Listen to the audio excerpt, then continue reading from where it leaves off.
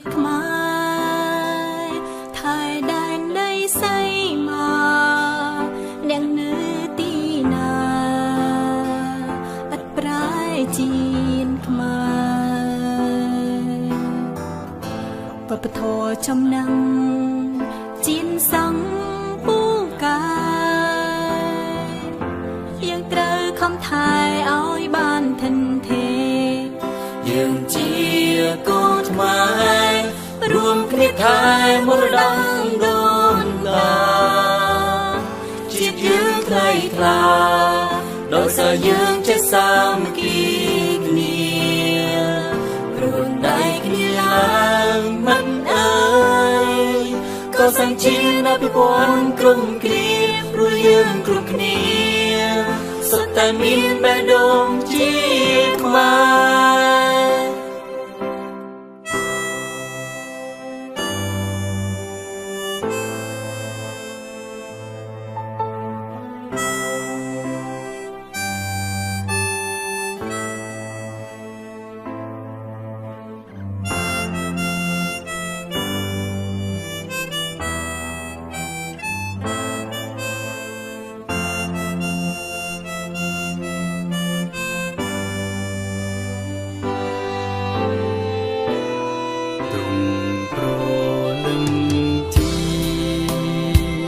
សន្ធឹងលើវេហារួមមានសត្រាជាមលុបត្រឆៃទូទាំងរដ្ឋាមង្គលសេរី